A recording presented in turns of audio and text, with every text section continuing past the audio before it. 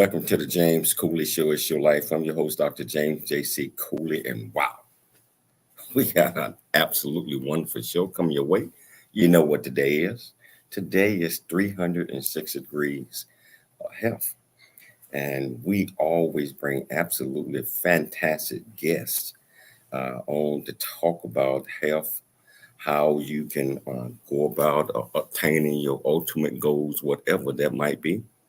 And we got an absolutely fantastic guest on the show today. I know, Michelle, you've been reading up on a lot of this stuff, and this young man is going to be on the show, and it's talking about self-care habits.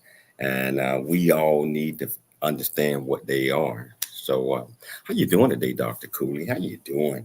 I'm doing good. Yes, me and the guests today were talking about, everyone's different, but how the best way to implement certain habits and stick to them.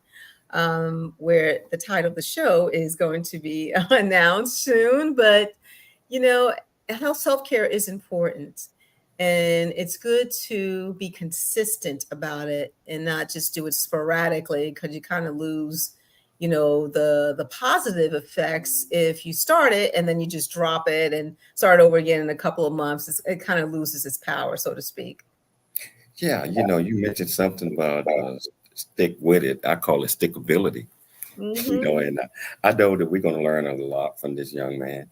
And I tell you what, whichever platform that you're watching us on, whether it's E360 Television, YouTube, LinkedIn, Twitter, 55 other live streaming platform, welcome to the show. And if you want to be part of the conversation, all you have to do is just go to the platform that you're watching us on, ask any questions that you might in the comments. I promise you we'll get you an answer. Michelle, can you please introduce the title, the purpose, and introduce this absolutely wonderful guest? Most definitely. So again, it's 360-degree Health Day, and the title is How to Form Self-Care Habits That Truly Stick.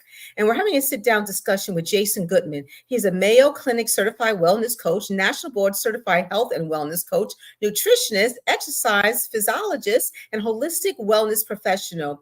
He's going to talk about why willpower isn't enough and two key mindsets and how to leverage human nature. Jason Gootman, wow, he has helped people reverse and prevent type 2 diabetes, cardiovascular disease, and other ailments with evidence-based approaches to nutrition, exercise, stress reduction, holistic wellness, and most importantly, lasting behavior improvement and positive habit formation. As part of this work, he often helps people lose weight and keep it off, in part by helping them overcome the common challenges of yo-yo dieting and emotional eating. Jason helps people go from knowing what to do and having good intentions to consistently taking great care of themselves in ways that help them add years to their lives and life to their years. So please welcome to the show, Jason Gootman. How you doing, Jason? How you doing, my friend? Well, thank you for having me.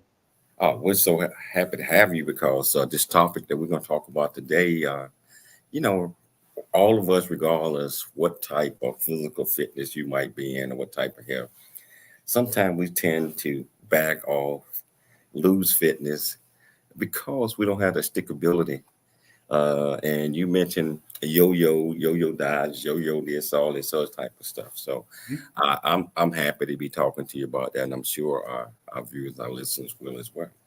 Jason, can you tell our viewers and listeners a little bit more about you, where you grew up, what makes you click, and why you're so passionate about what you do? That's a couple of good questions there. So I'm a New Englander. I'm born and raised outside of Boston, and I currently live in northern New England in a beautiful small city, Portland, Maine. The what a lot of people refer to as the other Portland. We think of it as the primary Portland, but most of the people in the United States think of us as the other Portland. And what got me into wellness? Wow, it's a big question, but I can answer it concisely. It started when I was an overweight teenager, and that was a struggle. Is a concise way to say that. And sparing you all of the long details, that led me on a path over a number of years to learn what it truly means to be well. And now what I do as a living as a wellness coach is help my clients to truly be well. So can you explain to our viewers and listeners, what does a wellness coach do? It's an excellent question, and the most important thing a wellness coach does was summarized roughly in that last line of the way you introduced me. We help people go from knowing what to do to consistently doing it. We're experts in the fancy term for this is the psychology of lasting behavior improvement and positive habit formation. A simpler way to say might be the psychology of change. Most people know a lot of what they need to be doing, but there is a difference between knowing what to do and consistently doing it. And as a wellness coach, that's what I do, is I play in that space. Sometimes I call this space the implementation gap, the gap between knowing what to do and consistently doing it. And I help people learn how to traverse that gap. Have you always wanted to be a wellness coach, or did it come upon you one day? I mean, some things we all have this what we call a aha moment, and where it says, "This is what I am supposed to be doing. This is my purpose." I think it was a slow the aha moment was birthed slowly.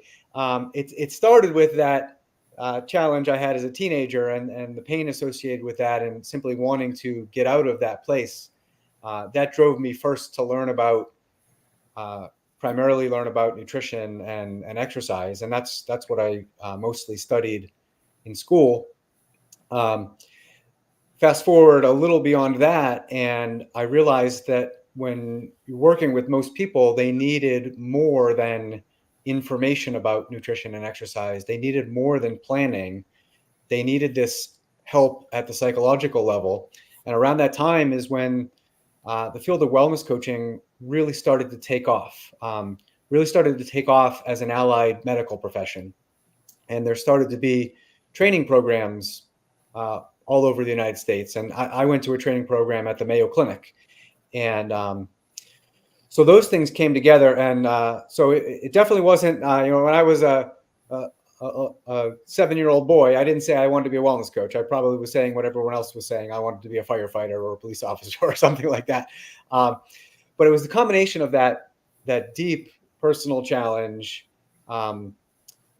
and with seeing that need both close to me, meaning my relatives, and all around me in my community, in my various communities, that there were plenty of people that were, what we call good people. They were hardworking people, and they were caring people, and they were good at what they do, and they were good family members, and they really struggled with making the lifestyle improvements they knew was important, and that everyone was telling them was important. Their physician was telling them was important. Their family members were telling them was important, and they still couldn't do it. I became fascinated with solving that problem, and some years after, that's what I get to do on a regular basis. Wow, motivating into many people. They know that they need help, but they don't want to step forward because many think that people are going to laugh at them or whatever, and they're not going to do this. How you go about encouraging people to step forward and letting them know the truth? Like, wow, you might can improve this and you might can improve that without hurting their feelings, without alienating them. I think you almost answered the question in the way you asked the question. It's a wonderful question. And really being non-judgmental is huge. Really having an accepting approach, making people feel like they're not being judged, and that you accept them no matter where they are on their wellness journeys, is absolutely huge. It absolutely allows or enables people to feel comfortable to step forward and to ask for help and to engage in a process, whether they're doing it themselves, or they're engaging with a wellness coach like myself, or they're engaging in some peer support community. Acceptance is super powerful. It's super potent. It opens up a person to The way to say this is if a person feels like they're being judged, it's like they're walking on eggshells, and it's hard to take risks. It's hard to try new things. Whereas, if the environment is full of acceptance, people feel much more willing or even eager to try something new and to really go for it, so to speak. You're absolutely right. And that's a big challenge. But once and I just know myself, once I get involved in something, and especially the coach or whoever I'm dealing with, and they show that they care, and that's a big turning point to saying, yes, I'm going to be there. I'm going to be there every day or however long, whatever the sessions are, and I'm going to give it my all. You know what? We're going to take a station break. Got to take a station break, but we're going to come back and we're going to talk a little bit more about this because we got so much stuff that we're going to have to cover. If you want to be part of this conversation, all you have to do is just go to whichever platform that you're watching us on, ask any questions that you might have. I promise you we'll get you an answer. It's your life, and we'll see you shortly after the break.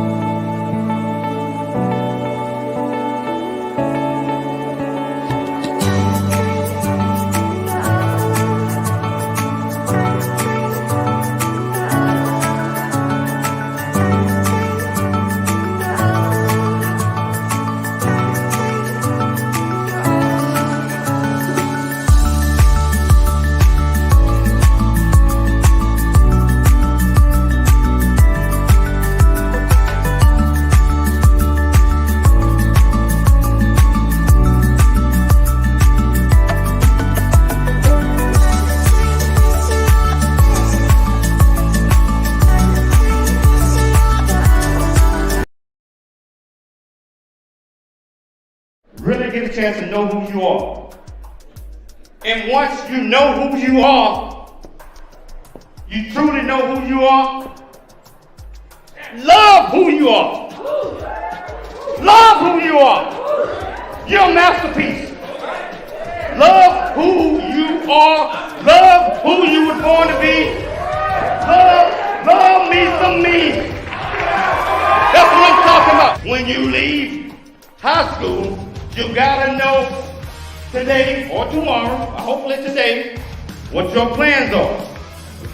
Hopefully, there is no bad decision unless there is no plan. Create, collaborate, commit with confidence. Commit with what? Commit with what? And everything that you do.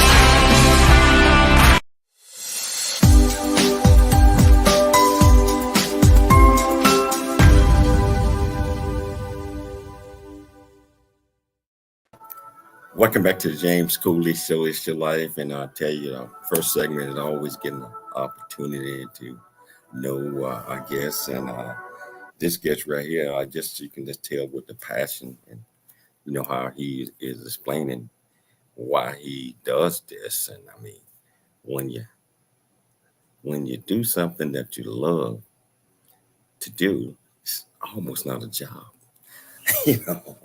And when you see results coming from others, it gives you that sense I am giving and I am helping others out. And so that's why I commend you, my friend. Now, I hope I don't mess up this. You are the founder of Puvama. I don't know if I don't know if I pronounced that right. Close. I pronounce it Puvima. Puvima. Can you tell our viewers and listeners a little bit about your company, what you do, and how you help others? Sure. I mean, the main thing I do could be thought of as a private wellness coaching practice, but I have a larger business because I offer a few other things. One is an online wellness community. I collaborate with medical professionals to implement lifestyle medicine. I make presentations and I do interviews like this. And I also have a few ebooks in the works. And that all falls under the overarching umbrella of Puvima. Primarily, you're online. You help people out remotely. For personal wellness coaching, I work with people both in person and online. I love both. I love working with people, so I'll work with anyone who can come into my office or Zoom into my office. I love the in-person work. The online work has become very popular. People appreciate the convenience. So I meet people where they're at and do whichever works best for my clients. So I'm curious to get off into the topic, how to form self-help habits that truly sticks. Can you tell our viewers and listeners why you chose that topic, and let's just go directly into it. We know that type 2 diabetes, cardiovascular disease, and numerous other ailments can be reversed or prevented via lifestyle improvement if people do it. So we can't get the physiological benefits of lifestyle medicine if we don't do it, or as a professional, if we're not helping people do it. And so that's everything to me. Nothing is interesting about nutrition or exercise or if people aren't doing it.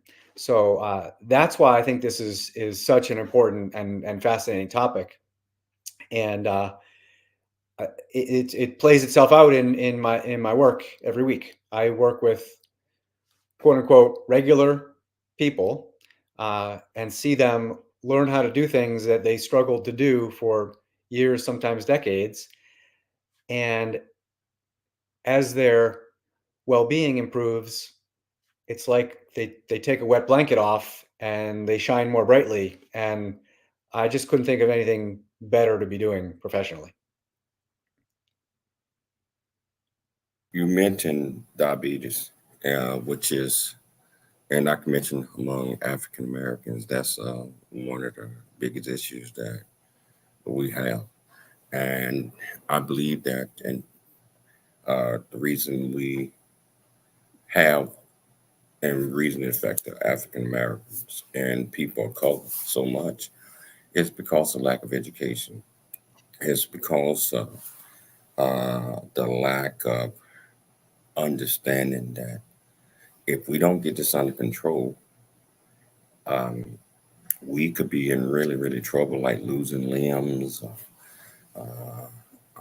and even death. Can you talk about that a little bit?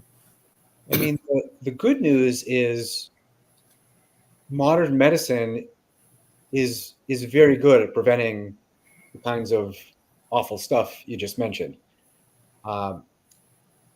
So even if a person doesn't make the lifestyle improvements that would help them reverse or prevent type 2 diabetes, the outlook still isn't terrible. I mean, that's the good news. The bad news is it's a lower quality of life than most people want to have if they have to be managing type 2 diabetes. Medications come with side effects. Sometimes the treatment for type 2 diabetes involves insulin, and that means giving yourself shots, and that's, I think for most people that's relatively unpleasant. So the good news is both with medication and with lifestyle improvement, a ton can be done to prevent the suffering associated with type 2 diabetes. It does come down to education, along with the idea I mentioned earlier of implementation. So it comes down to helping people know what to do uh, from a lifestyle perspective, and from my perspective, more importantly, helping them do it, helping them learn to make a new lifestyle. So, what are some of the strategies from a self-care perspective overall? What are some of the strategies for identifying self-care activities that are personally meaningful and enjoyable? I think with food, I have a saying: just eat real food and really enjoy it. I like that because of its simplicity. With movement, I really like the idea that we've all got a way of moving our bodies that we can learn to enjoy. If we think back to being kids, uh, most of us loved something, whether it was um, playing a certain game in the neighborhood, or it was um, swimming in the local pool, or hiking in the woods, or um, whatever it is. Maybe something we were exposed to from our parents, or something we were exposed to from our grandparents or uncles or aunts. So I really encourage people to think of moving their bodies, moving their body as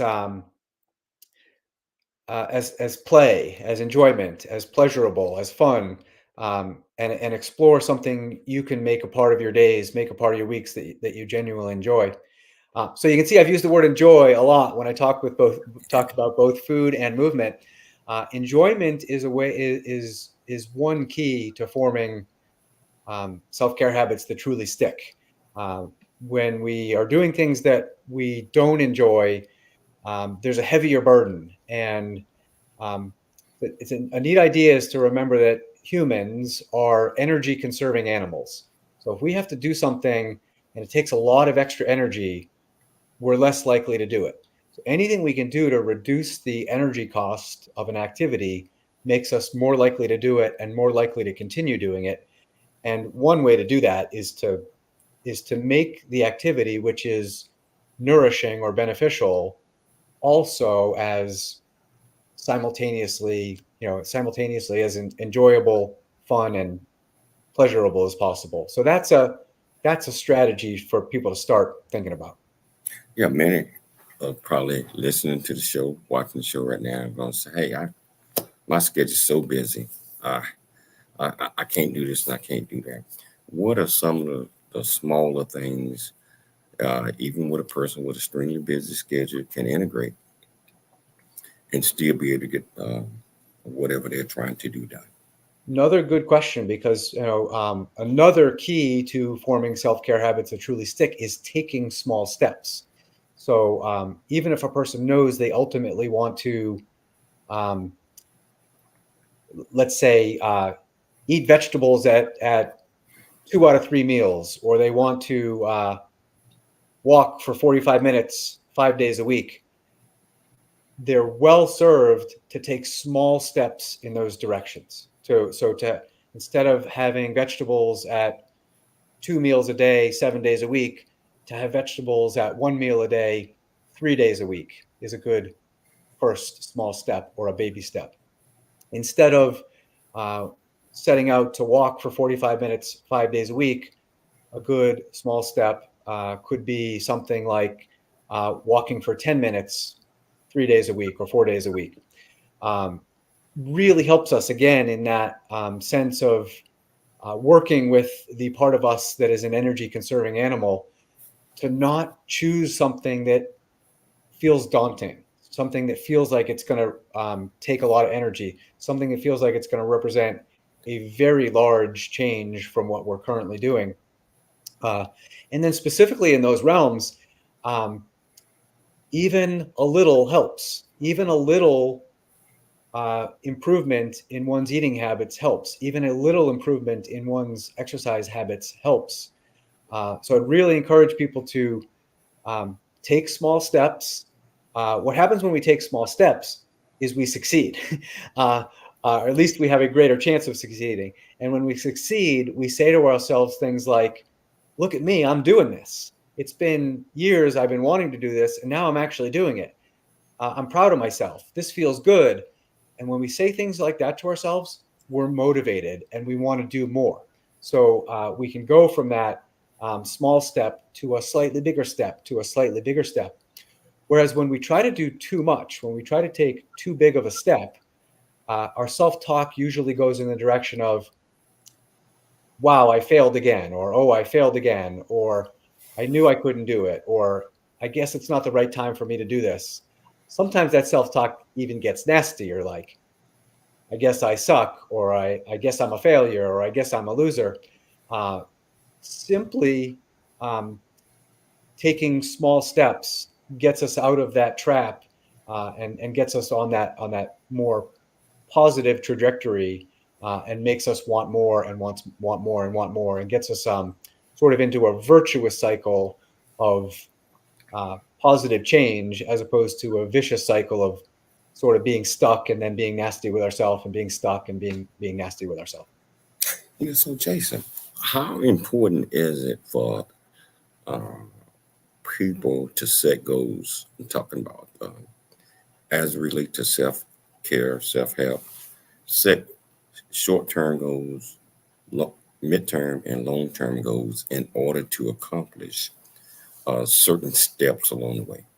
We got about 2 minutes before the break. Awesome. Setting goals is super helpful. I would suggest starting with something a little grander. We sometimes call it a wellness vision in my profession. And that's, really allowing yourself to dream big and think about, what does optimal well-being mean to me? And then you have that more emotion-filled wellness vision. And then from there, you can start to carve out some wellness goals in the fashion you described, starting with longer term to medium term to shorter term. And with those, many people are probably familiar with the acronym SMART. We want the goals to be specific, measurable, achievable, relevant, and time bound. That gives us something really clear to be working toward. And I like that acronym because it's so it can relate to anything that we're doing, and it also gives you, it gives you what you need to be concentrating and focusing on. So I'll tell you, we're gonna take a station break, but wherever you're watching this at, whether you watch us on E360 television, YouTube, LinkedIn, Twitter, over 55 live streaming platforms, we'll be part of this conversation. All you have to do is go to the comments. Ask any questions that you might have. I promise you, Jason or I will get you an answer. Keep in mind, it's your life, and our goal is always dream big, think big, and be big at everything you do. We'll be back shortly after the break with some more of Jason Gootman. I tell you, come and be a part of what we're doing. We'll see you after the break.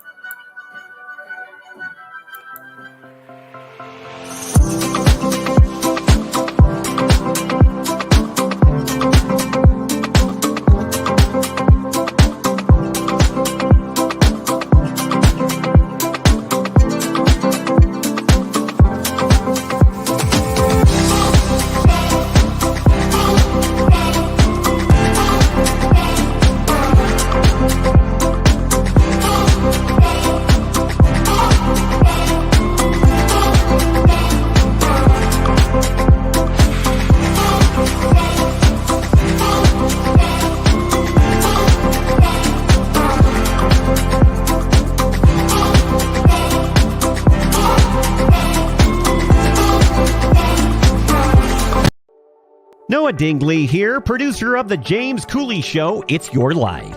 And the new audio version of James' book, Country Boy, City Boy, A Journey That Ain't Over Yet, is a must-have. James shares his true life story of struggle and success in America. It's both a cautionary tale and a roadmap to achieving the American dream. Get the new audio version of Country Boy, City Boy, A Journey That Ain't Over Yet by James Cooley on Amazon.com or wherever audiobooks are sold. I've seen a smile convey I love you.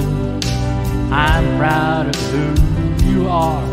The one that keeps us close when we're apart. Talking from the darkness of all that we've been through. It seems that there might be a way to leave behind the loneliness we've known and live again life of need.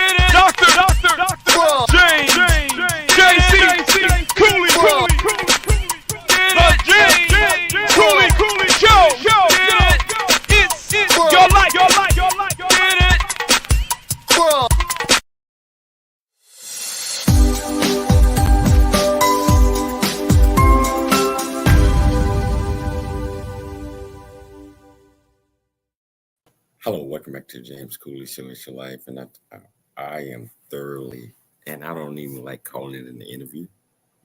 I am thoroughly enjoying this conversation with Jason Gootman, and 100% total professional.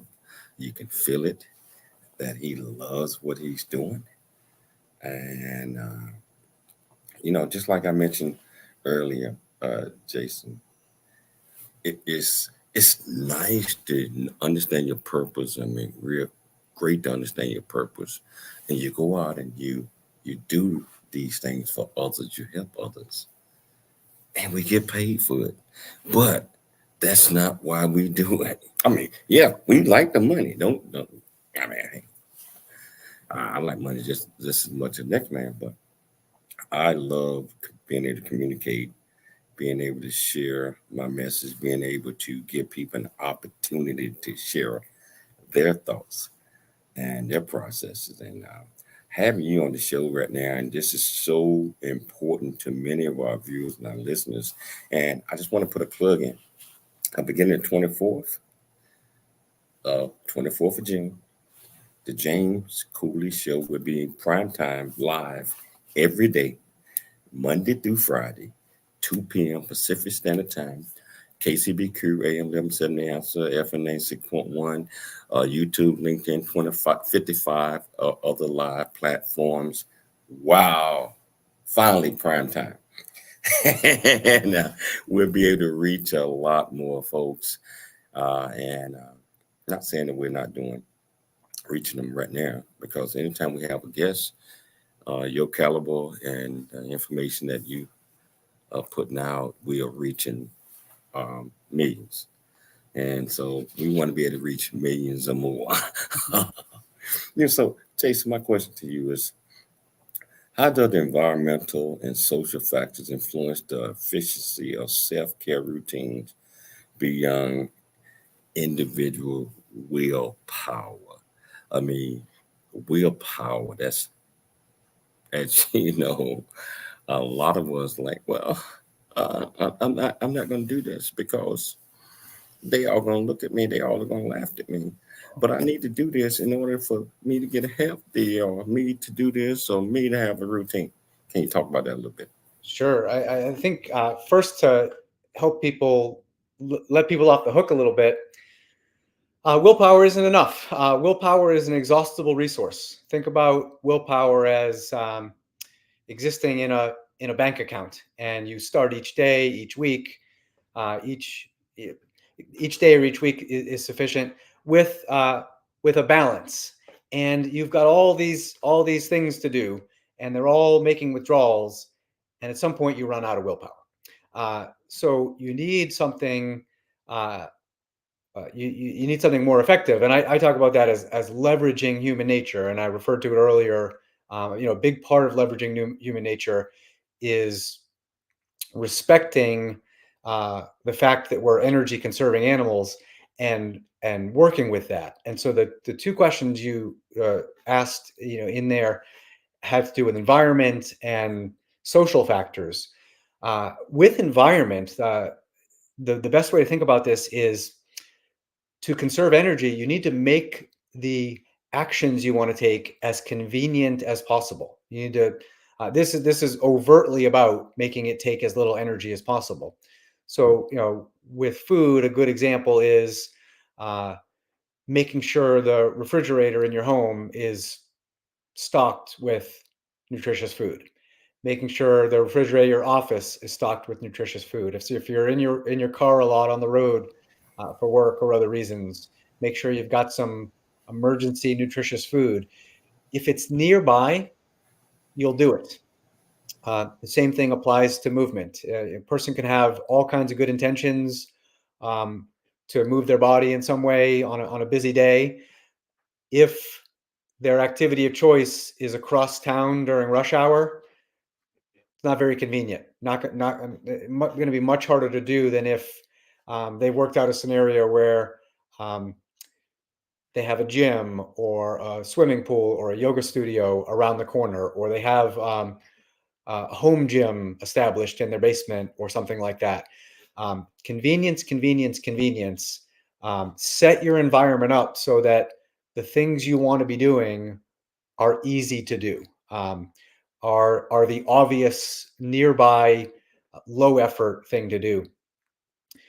And then the social question is enormous. It's probably my favorite thing to talk about when I think about all of this stuff is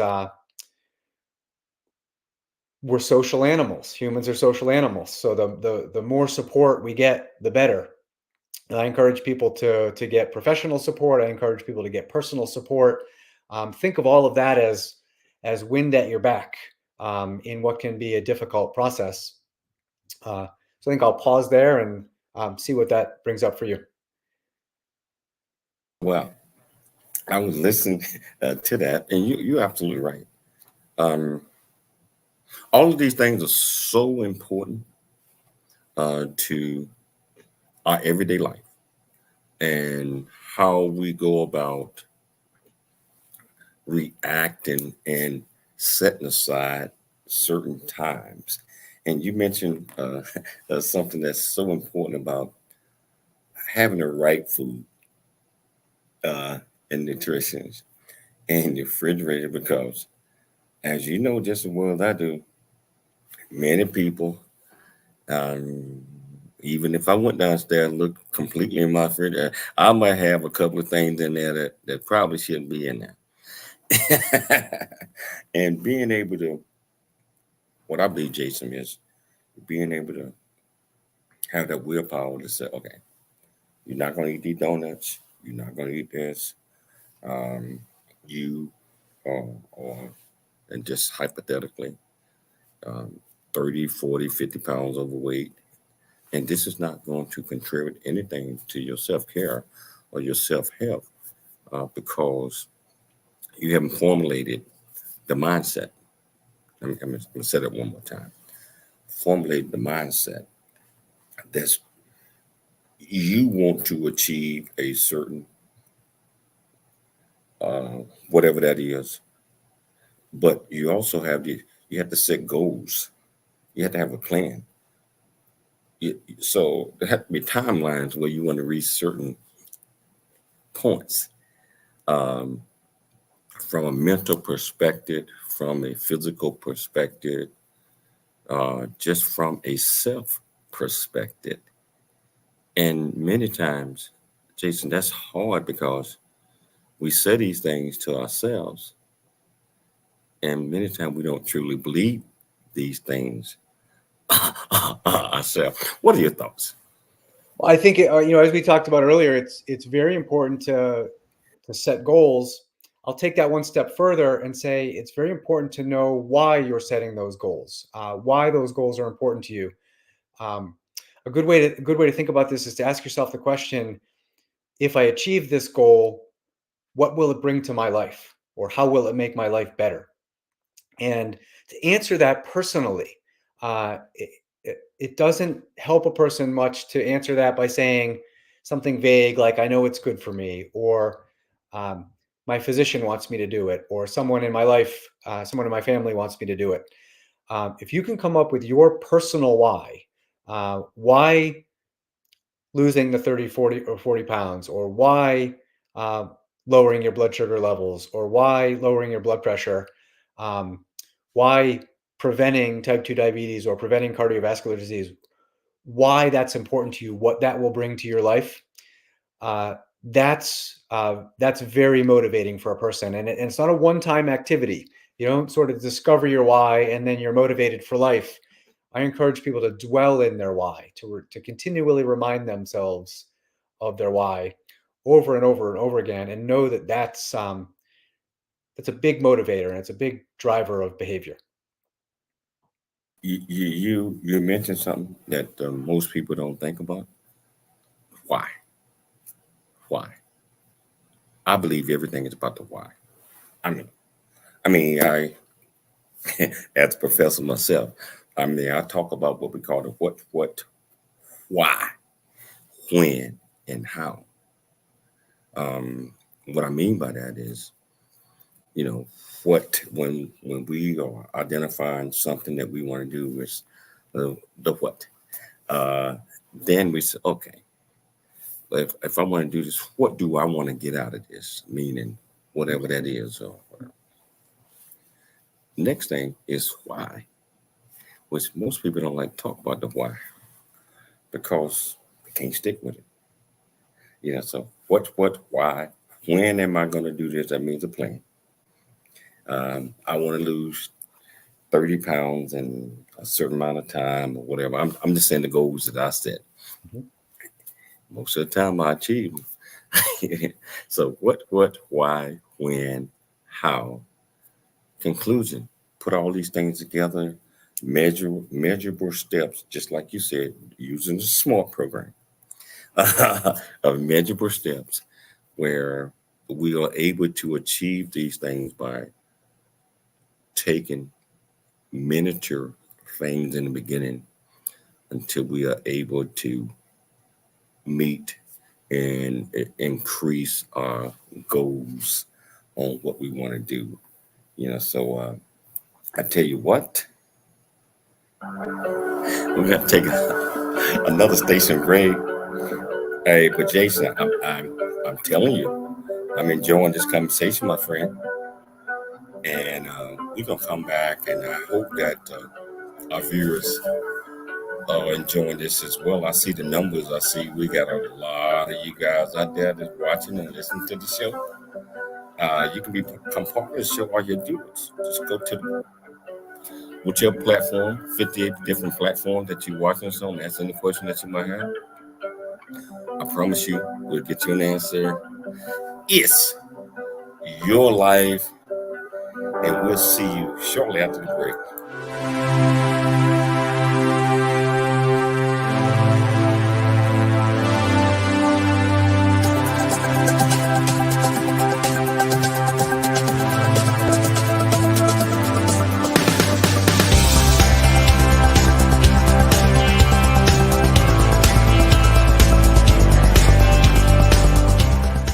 Hello, I'm Dr. James J.C. Cooley from the United States of America, and I am here to just say, first of all, I'm so happy and honored to be honored to be in the Coffee Book 2023, Unified Brain Z, and the other organizations. Thank you so much for giving me an opportunity to be a part of this collection.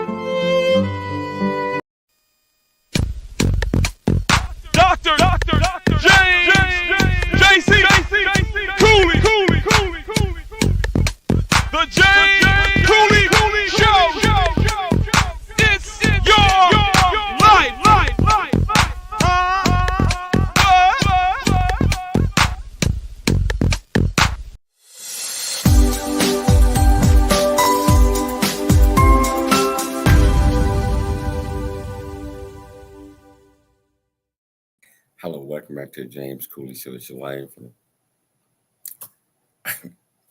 I'm learning so much from this young man. I call him a young man because he is. He's a young man. And he's out doing great things. And I tell you, just like he had mentioned to you earlier, you don't have to be in Boston, you don't have to be there to enlist his services, because he can do a lot of this online and a lot of one-on-one stuff online. But if you're in the area, you certainly want to check him out. Jason, how can people reach out to you to enlist your services, regardless of where they're at in the United States of America or the world? The easiest way is to go to my website. As you mentioned earlier, the name of my business is Puvema, Puvema, and my website is simply puvema.com.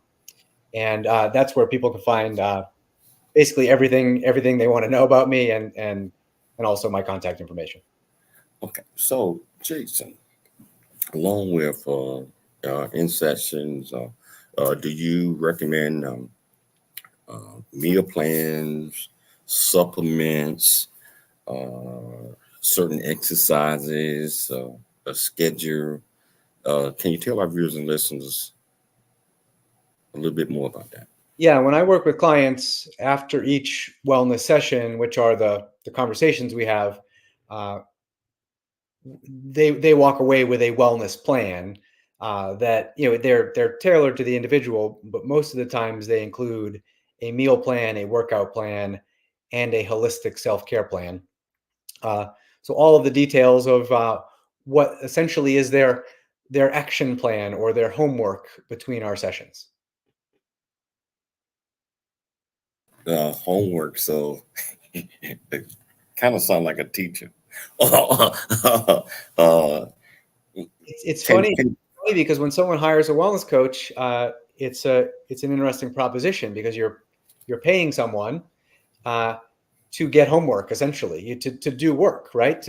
When they come to their wellness sessions, it's not me simply telling them what to do. It's me asking them a lot of questions so that we can determine what their wellness vision is, what their wellness goals are, what their current lifestyle is like, so we can start to carve out these plans for them. So they work in the sessions, they work between sessions, and they're working on making lifestyle improvements.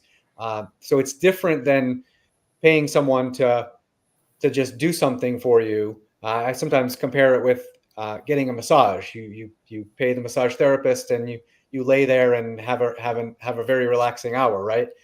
This is paying a wellness coach. You get an awful lot of accountability, guidance, and support, and you have to do the work on your side. You have to engage in the process. So it's an interesting proposition. No, I 100% totally agree with you on that. Can you do a role play? I am a new client, and my challenge is I'm not motivated to do a lot of things as far as health, borderline diabetes or diabetic. Got to lose some weight, and I don't know which is the right coach, but you would recommend it to me. What can you do for me? I would ask you back something we talked about a little in the last segment. Why do you want to make these lifestyle improvements? What would it bring to your life? I want to live. I want to be around for my family. I want to improve my health. I want to be able to participate in things that I haven't been able to do. Okay. I don't want to have to sit back and worry about what type of foods I need to cut down on, because I got a coach that's going to advise me and recommend certain things. Awesome. So it sounds like your people are very important to you. Certain activities are very important to you, and you want to have the well-being that's going to allow you to do all those things for a long time to come. Yes. Awesome. What's a small step you could take in that direction today? A small step I can take in that direction today is getting feedback from you, so I can sit back and formulate my own plan based on what you're saying, All right. and I get an opportunity to think about Awesome. certain things that I might need to change immediately Awesome. in order to meet what I mentioned to you about. All right. All right.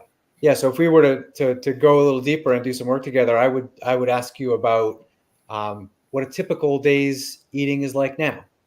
I would ask you what your strong, what your food preferences are, what your strong likes are, what your strong dislikes are, and then we'd collaborate. I think you used that in I don't remember if it was in our conversation or it was in um, one of the commercial breaks. But collaborate was a powerful word you used.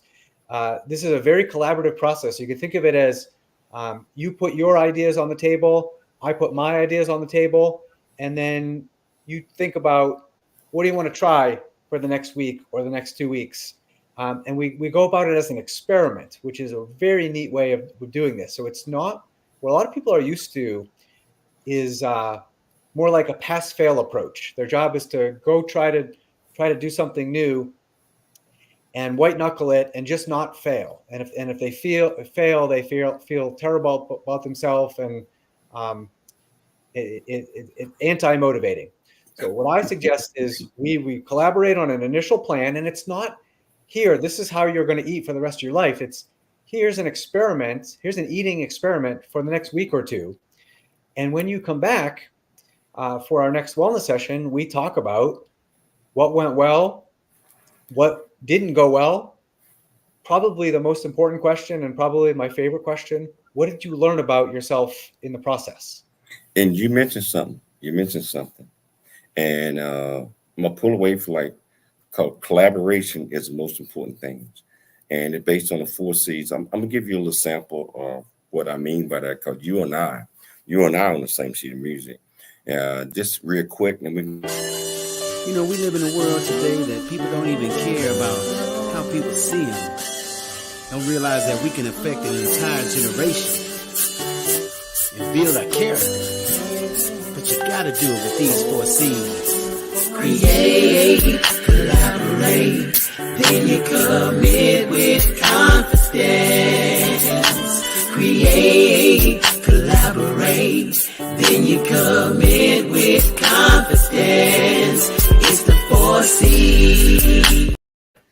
so I could use that. I could use that in my practice. Because here's what isn't commonly understood in pop culture. When I collaborate with a client and they have to contribute ideas, and another way of saying that would be they get to contribute ideas.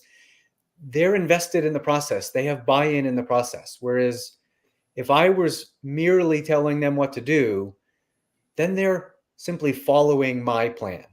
Whereas I want it to be our plan. I ultimately want it to be their plan that they have ownership of. That goes very far when it comes to motivation, and when it comes to what we call self-efficacy, which is essentially another word from that awesome clip. It's task-specific self-confidence. It's a person starting to discover, hey, I can do this. I can eat well. I can. It's I can. all about that. Hey, I tell you what, my friend, we come down the last minute of the show. This has been fantastic, and I think we're going to do this again. But collaboration, setting goals, self-care. Go out and get yourself a coach like what you have right here, Jason. Can help you out initially, and you have to have the stickability to want to continue. So, hey, Jason, I want to thank you so much, my friend, for taking the time to come on the show. I hope you enjoyed it. I thoroughly enjoyed this. I'd like to thank Dr. Michelle Cooley for putting together another absolutely fantastic show. I'd like to thank our viewers and listeners all across the world for tuning in to the James Cooley Show. It's your life. And I want to leave you guys with one thought, like always, always, always. Dream big. Think big. And be big at everything you do. We'll be back tomorrow. Same time, same place. It's your life, and we'll see you then.